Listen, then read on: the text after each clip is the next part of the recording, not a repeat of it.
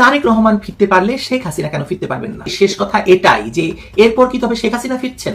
তারেকের মতো রাষ্ট্রই তাকে সকল অভিযোগ থেকে মুক্ত করে ফিরিয়ে আনবে? মামলা সব মিথ্যা না, মামলা সব মিথ্যা না, সময়ের ব্যাপার মাত্র। যাদের যাবজ্জীবন জেল আছে তারা এখন মুখনিত হয়ে গেছে, তাই না? তাহলে মামলা যারা খায় তারা পরবর্তীকালেই দেশ এবং জাতির নেতা হয়, তারা পুনরায় ক্ষমতায় আসেন। কেউ বলে না খালেদা জিয়া মারা গেছে, শুধুমাত্র আমার মুখ থেকে বের হয় খালেদা জিয়া মারা গেছে। যদি মারা নাই যেত তাহলে গণমাধ্যম কর্মীরা সকাল থেকে সন্ধ্যা পর্যন্ত তারেক রহমানের পোষা বিড়ালের কঠিন সংবাদ যদি দিতে পারে, সেক্ষেত্রে তারেক রহমানের একমাত্র মা তার কি আপডেট, আদৌ বেঁচে আছেন কিনা? ছেলে 17 বছর পর বাংলাদেশের মাটিতে এসেছে, ছেলে আর মায়ের খুনসুটির একটা ছবি কি আমরা দেখতে পারি না? কই বাংলাদেশের গণমাধ্যম তো একটা ফুটেজ বের করতে পারে নাই, কারণ সেই লাশটা হয়তো বা হিমঘরে রাখা আছে। তারেক রহমান বেগম খালেদা জিয়াকে দেখতে গিয়েছেন, দেখতে গিয়ে বিশাল একটি সত্য প্রকাশ করেন এই মুহূর্তে। সারা দেশেই তুলপার পরিস্থিতি বেগম খালেদা জিয়ার এই মৃত্যু সংবাদটি শুনে। অনেক জায়গায় এখন র আবার নিয়ন্ত্রণ নিয়ে ফেলেছে, তাই র নতুন মিশনে নেমেছে, এগুলো ধাপে ধাপে করবে। তখন কিন্তু র একেবারে তাদের মেইন খেলাটা খেলে দিবে। আসসালামু আলাইকুম, আমন্ত্রণ নতুন একটি সংবাদে।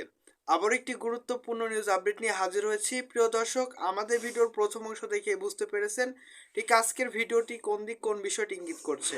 দর্শক, বাংলাদেশের যে রাজনীতি প্রেক্ষাপট তারই আলোকে আবারও একটি গুরুত্বপূর্ণ নিউজ আপডেট নিয়ে হাজির হয়েছি।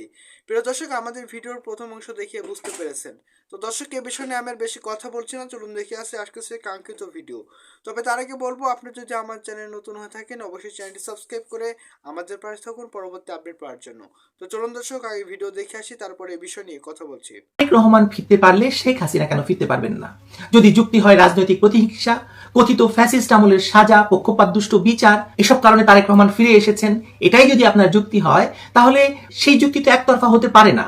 শেখ হাসিনার বিরুদ্ধে থাকা মামলাগুলোও একই যুক্তিতে পুনর্বিবেচনার দাবিদার হয়ে পড়বে। এখন এই শেষ কথা এটাই যে এরপর কি তবে শেখ হাসিনা ফিরছেন? তারেকের মতো রাষ্ট্রই তাকে সকল অভিযোগ থেকে মুক্ত করে ফিরিয়ে আনবে? রাষ্ট্রকেই আনতে হবে। তারেক রহমান যে প্রক্রিয়ায় ফিরেছেন, সেই একই প্রক্রিয়ায় যদি শেখ হাসিনাকে দেশে ফেরার সুযোগ না দেওয়া হয়, তাহলে এটি আন্তর্জাতিকভাবেই শেখ হাসিনার বিরুদ্ধে বিচারকে প্রতিশোধমূলক বিচার হিসেবে চিহ্নিত হওয়া শুরু হয়ে গেছে ইতিমধ্যে। সেটি আরো বাড়বে, নির্বাচনের পর সেটি ভয়ঙ্কর আকার ধারণ করবে যদি নির্বাচন হয়। একজন যাবজ্জীবন সাজাপ্রাপ্ত আসামি এবং আত্মস্বীকৃত দুর্নীতিবাজ তারেক রহমানকে যোগ্য সম্মান দিয়ে দেশে ফেরালেন ইউনূস। আর একজন প্রধানমন্ত্রী বা রাষ্ট্রপ্রধান যে নিরাপত্তা পান, সেই লেভেলের নিরাপত্তাও তাকে দেওয়া হচ্ছে।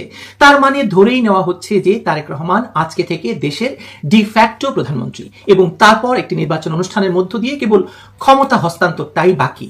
শোনা যাচ্ছে তারেক রহমানকে ফেরাতে সবচেয়ে বড় ভূমিকাটি পালন করেছে প্রতিবেশী ভারত এবং সেখানে নির্বাসিত থাকা আওয়ামী লীগ নেতৃবৃন্দ। কিন্তু তারেক রহমানের ফেরার মধ্য দিয়ে দেশের ভবিষ্যতে একজন প্রধানমন্ত্রীর যুক্ত হওয়া ছাড়াও আরো অনেক কিছুই যে যুক্ত হলো। তারেক রহমানকে এই কিছুদিন আগেও দেশের প্রধান দৈনিকগুলো দুর্নীতির বরপুত্র, যাবজ্জীবন কারাদণ্ডপ্রাপ্ত আসামি হিসেবে বিস্তর লিখেছে, বিস্তর সমালোচনা করেছে। কিন্তু আজকে তিনি দেশের ত্রাতার ভূমিকায় অবতীর্ণ। দেশের মানুষ যখন বলা শুরু করেছিল যে আওয়ামী লীগের আমলেই ভালো ছিলাম, তখনই ইউনূস তার জাদুর ঝোলা থেকে তারেক রহমানকে বের করে এনে জাতির সামনে ছুড়ে দিলেন। অথচ ইউনূস ক্ষমতায় বসেছিলেন দুর্নীতি, দুঃশাসন, বৈষম্যের বিরুদ্ধে জিহাদ ঘোষণাকারীদের নিয়ে। 2001 থেকে 2006 এর দুর্নীতি, দুঃশাসন আর ভয়ঙ্কর প্রতিহিংসার রাজনীতিটি বাংলাদেশে চলেই ছিল তারেক রহমানের হাত ধরে। তাহলে আজকে তাকেই ফিরিয়ে আনার এই বিপরীতমুখী বাস্তবতাকে আপনি কিভাবে দেখেন আমি জানি না, কিন্তু আমি এভাবে দেখি যে এটা আসলে ব্যক্তি তারেক রহমানের গুণে নয়, বরং ইউনূস সরকারের রাষ্ট্র পরিচালনায় ব্যর্থতায় তৈরি হওয়া ভয়ঙ্কর শূন্যতার ফলেই তারেক রহমানকে দেশে ফিরিয়ে আনতে ইউনূস বাধ্য হয়েছেন। আর এই শূন্যতার নামকরণই ছিল হয়তো জুলাই চেতনা, যেটি সময়ের সঙ্গে সঙ্গে উন্মোচিত হয়েছে একটি নেগেটিভ ঐক্য হিসাবে, অর্থাৎ আওয়ামী লীগ বিরোধিতা ছাড়া যার আর কোনো দৃশ্যমান নৈতিক ভিত নেই। জুলাই 2024 আন্দোলনের হয়তো বাস্তবতা ছিল, বিশেষ করে আওয়ামী লীগের 17 বছরের শাসন আমলে তৈরি হওয়া ক্ষোভটা তো ছিলই। জুলাই পরবর্তী বাস্তবতায় দেখা গেল এই প্রশ্নগুলোর কোনো উত্তর তৈরি হয়নি, বরং তৈরি হয়েছে নতুন এক রাজনৈতিক বন্দোবস্ত। আর সেই নতুন রাজনৈতিক বন্দোবস্তের সবচেয়ে সর্বশেষ সংযোজন এই তারেক রহমানের ফিরে আসা, এবং সরকার বাধ্য হয়েই তাকে ফিরিয়ে এনেছে। তারেক রহমানের দেশে ফেরা কেবলমাত্র বিএনপির একজন নেতার বা বিএনপির ভারপ্রাপ্ত চেয়ারপারসনের দেশে ফেরা নয়, কারণ তারেক রহমান ইতিমধ্যে বিএনপির নেতা। বেগম খালেদা জিয়া যিনি চেয়ারপারসন, তিনি আসলে বেঁচে আছেন নাকি মারা গেছেন আমরা কেউ জানি না। কিন্তু তারেক রহমানের এই যে ফিরে আসা, এটি যে রাষ্ট্রীয় পক্ষপাতের চূড়ান্ত নজির, তা কি আপনি অস্বীকার করতে পারবেন? একজন সর্বোচ্চ আদালতে দণ্ডিত আসামির ক্ষেত্রে রাষ্ট্র যখন আইন আদালত রায়ের ধারাবাহিকতা অগ্রাহ্য করে রাজনৈতিক সমঝোতায় পথ খুলে দেয় তার ফিরে আসা, তখন সেটি ব্যক্তিগত ঘটনা থাকে না, তাই না? সেটি আসলে নির্দেশ করে যে বিচার আর ন্যায় নয়, ক্ষমতার প্রয়োজনই আসলে শেষ কথা। এখানেই জুলাই চেতনার ফাঁপা জায়গাটা বা ফুটো কলসিটা আমরা দেখে ফেলি। যদি জুলাই চেতনা সত্যি বৈষম্য বিরোধী হতো, তাহলে প্রথম 2001 থেকে 2006 পর্যন্ত করা সকল অন্যায়ের বিচার না করে কেবল শেখ হাসিনার আমলটাকেই বিচারের জন্য বেছে নেওয়া হতো না। আপনারা স্মরণ করতে পারেন যে যখন 2024-এর এই অগাস্টের পরপরই এই যে এখনকার সন্ত্রাসীরা, এনসিপির নেতৃত্বরা প্রায়ই তারেক রহমানকে নিয়ে স্লোগান দিত, তারেক আমার এটা সেটা, এবং তার বিচার করা হবে, তার দুর্নীতির বিচার করা হবে, এগুলো কিন্তু বলেছিল তারা, মনে আছে আপনাদের? এবং 2001 থেকে 6 পর্যন্ত চলা অপারেশন ক্লিন হার্ট থেকে শুরু করে র্যাবের মাধ্যমে সে সময় যে গুম খুনের ঘটনা ঘটেছিল সেগুলোরও তো বিচার শুরু হওয়ার কথা ছিল, কিন্তু না, সেটা তো হয়নি। শুধুমাত্র আওয়ামী লীগ আমলকেই বেছে নেওয়া হয়েছে এই একচক্ষু বিচারের আওতায়। ফলে প্রশ্ন উঠছে, এতে কি জুলাই চেতনা ধ্বংস হলো? বাস্তবতা হলো ধ্বংস করার মতো কোনো সুসংহত চেতনা আদৌ ছিল কিনা, সেটাই আসলে মূল প্রশ্ন। বরং বলতে পারেন আপনি যে জুলাই ছিল একটি ট্রানজিশনাল ন্যারেটিভ, ক্ষমতা বদলের জন্য বা ক্ষমতা দখল করে ক্ষমতাকে অন্য মাত্রায় নিয়ে যাওয়ার জন্য একটি সাময়িক ভাষা, যার প্রয়োজন ফুরাতেই সেটাকে পাশে সরিয়ে রাখা হয়েছে বা ছুঁড়ে ফেলে দেওয়া হয়েছে নর্দমায়। যদি শেখ হাসিনার আমলে আদালতের সকল রায়কে পক্ষপাতমূলক আর বাতিল করা যায়, তাহলে এই ইউনূস আমলে দেওয়া সকল রায়ও পক্ষপাতমূলক আর প্রতিহিংসামূলক বলে বাতিল হবে। মানে একদিন তো হতেই হবে, তাই না? এক যাত্রায় দুই ফল তো হতে পারে না। তাহলে এই প্রশ্নটা খুব প্রাসঙ্গিক হয়ে যাবে যে তারেক রহমান ফিরতে পারলে শেখ হাসিনা কেন ফিরতে পারবেন না? যদি যুক্তি হয় রাজনৈতিক প্রতিহিংসা, কথিত ফ্যাসিস্ট আমলের সাজা, পক্ষপাতদুষ্ট বিচার, এসব কারণে তারেক রহমান ফিরে এসেছেন, এটাই যদি আপনার যুক্তি হয়, তাহলে সেই যুক্তি তো একতরফা হতে পারে না। শেখ হাসিনার বিরুদ্ধে থাকা মামলাগুলোও একই যুক্তিতে পুনর্বিবেচনা দাবিদার হয়ে পড়বে। আপনি একদিকে বলবেন তারেক রাজনৈতিক নিপীড়নের শিকার, আর অন্যদিকে বলবেন শেখ হাসিনা মানবাধিকার লঙ্ঘনের দায়ে অভিযুক্ত। এই দুই অবস্থান একসাথে টিকতে পারবে না যদি না আপনি স্বীকার করেন যে বিচার নয়, ক্ষমতার হিসাবই এখানে মুখ্য। তার মানে রাষ্ট্র তার নিরপেক্ষ এবং নৈতিক অবস্থান থেকে সিদ্ধান্ত নিচ্ছে না, তাই না? তারেক রহমানকে ফিরিয়ে রাষ্ট্র তার নৈতিক অবস্থান থেকে সরে গেছে, যদি কোনো নৈতিক অবস্থান থেকে থাকে, যদি সেরকম কিছু আদৌ থেকে থাকে আর কি। রাষ্ট্র মানে শুধু সংবিধান নয়, রাষ্ট্র মানে নৈতিক ধারাবাহিকতা। আপনি যদি এক পক্ষের জন্য আইনকে নমনীয় করেন, অন্য পক্ষের জন্য কঠোর রাখেন, তাহলে রাষ্ট্র আর রাষ্ট্র থাকছে না, ক্ষমতার যন্ত্রে পরিণত হচ্ছে। এই অবস্থায় দাঁড়িয়ে আওয়ামী লীগের বিরুদ্ধে দুর্নীতি বা অর্থ পাচারের মামলা যদি আপনি চালিয়ে যান আন্তর্জাতিক পরিসরে, সেটাকে ন্যায় বিচার বলা হবে না, বলা হবে রাজনৈতিক প্রতিশোধ। ইতিমধ্যেই আন্তর্জাতিকভাবে এই সব বলা শুরু হয়েছে। ব্রিটেনের সাংসদরা বলছেন, আমেরিকার কংগ্রেসম্যানরা বলছেন, আর দেশের ভেতরে তো আছেই। আদালত কাগজে চলতে পারে, কিন্তু বিশ্বাসযোগ্যতা থাকে না আদালতের। ইতিমধ্যেই দেশে বিদেশে এই প্রশ্ন উঠতে শুরু করেছে এবং খুব দ্রুত সেটা আরো জোরে সোরে উচ্চারিত হবে।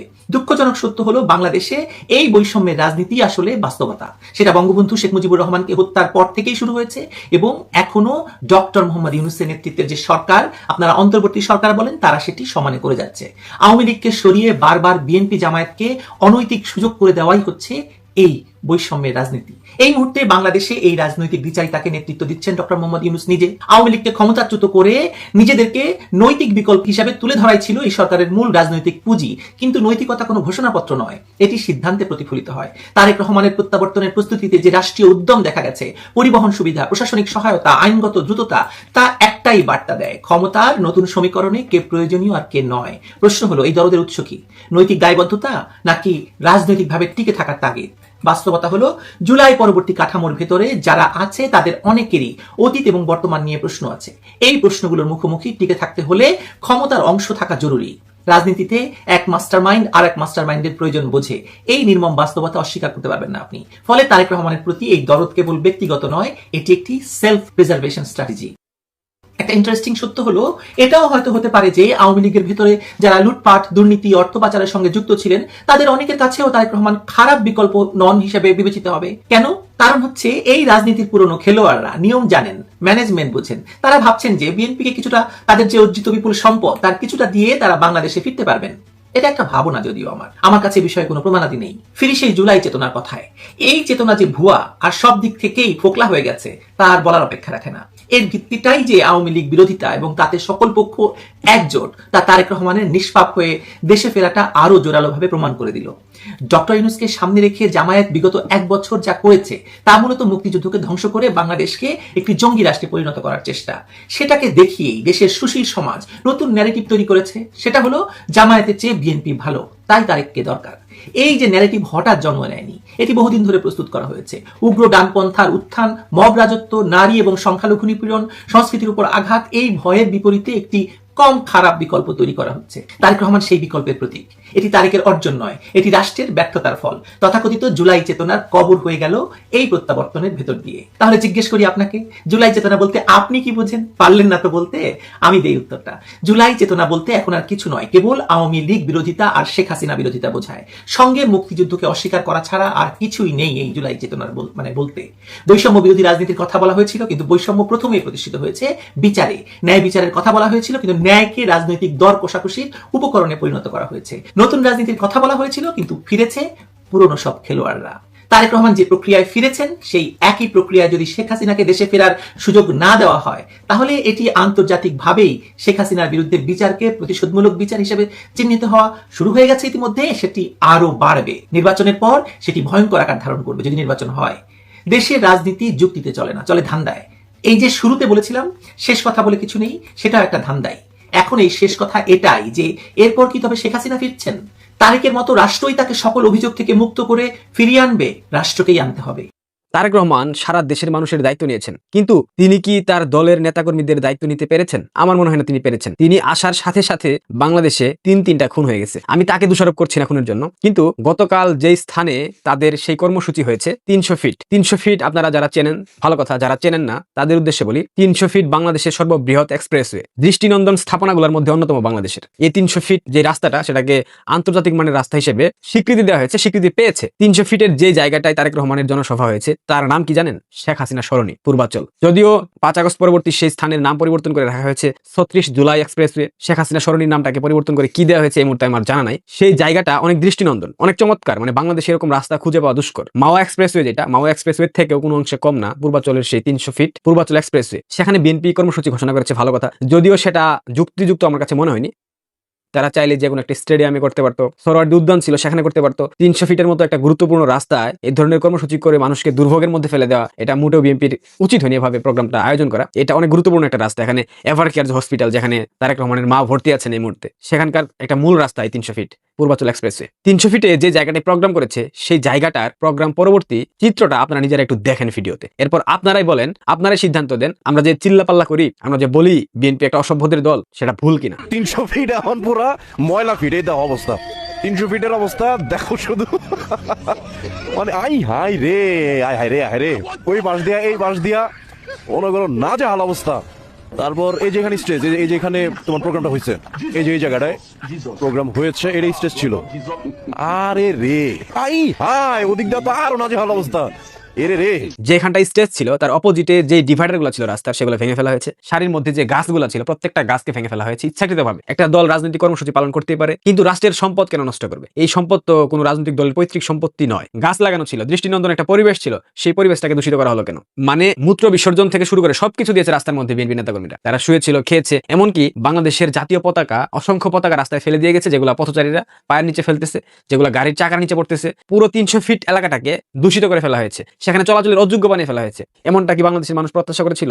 ঢাকা মহানগর উত্তর যুবদলের পক্ষ থেকে বলা হয়েছে সেখানে পরিষ্কার কর্মসূচি তারা আয়োজন করবে। মিডিয়ার প্রেসারের জন্য দু একটা অভিনয় করলেও করতে পারে। সিটি কর্পোরেশনের পক্ষ থেকে পরিষ্কার কার্যক্রমের আয়োজন করা হয়েছে এবং সেটা 2 দিনের মধ্যে হয়তো পরিষ্কার হয়ে যাবে। কিন্তু বিএনপির নেতা তারেক রহমানের কি উচিত ছিল না তার নেতাকর্মীদেরকে সতর্ক করা যে একটা পাবলিক প্লেস, এখানে নোংরা করা যাবে না? একটা স্বচ্ছ পরিষ্কার এক্সপ্রেসওয়েকে রীতিমতো ভেঙে ফেলেছে একদম। গাছগুলা কি অন্যায় করেছিল? গাছগুলাকে কেন ভেঙে ফেলা হলো? কেন উপরে ফেলা হলো? আমরা বারবার বলি বিএনপি একটা অসভ্যদের দল। আমরা বারবার বলি বিএনপিতে যারা রাজনীতি করে, যারা নেতাকর্মী, এদের ম্যাক্সিমাম আপনারা দেখেন সিএনজি চালক, বাস চালক, রিক্সা চালক, এই ধরনের সবই আছে, কিন্তু এদের ম্যাক্সিমাম 2 নাম্বার। বিশেষ করে যে গাজার পুটলা বিক্রি করে না স্টেশনের চিপা চাপা গলিগুলাতে, এই গাজার পুটলা বিক্রেতা যারা আছে ম্যাক্সিমাম দেখবেন বিএনপি নেতাকর্মী, বিএনপির সাথে রাজনীতি করে। গত 2 দিন পূর্বে একটা সংবাদ দেখলাম, আগে ভাঙাড়ির দোকান চালাইতো, 5 আগস্টের পর সে এখন অনেক টাকার মালিক। সে নাকি এখন ভাঙাড়ি দোকানদারদের লিডার হয়ে গেছে। ওই অঞ্চলে যতগুলো ভাঙাড়ি দোকান আছে প্রত্যেকটার কাছ থেকে সে চাঁদা তুলে প্রতিনিয়ত। এটাই হচ্ছে বিএনপির চরিত্র। 5 আগস্টের পর থেকে বিএনপিকে সবাই স্টেশন, ফুটপাথ, রেলগেট সবকিছুর চাঁদাবাজ বলে অভিহিত করে। এটা শুধু শুধু বলে না কিন্তু, কারণ তারা সেটা করেছে। 5 আগস্টের পর বাংলাদেশে ব্যাপক আকারে যে চাঁদাবাজি হয়েছে, মববাজি হয়েছে, প্রত্যেকটাতে নেতৃত্ব দিয়েছে বিএনপি। এই বিএনপির কাছে বাংলাদেশের মানুষ কি প্রত্যাশা করবে? তারেক রহমান পুরো বাংলাদেশের দায়িত্ব নিলেন, কিন্তু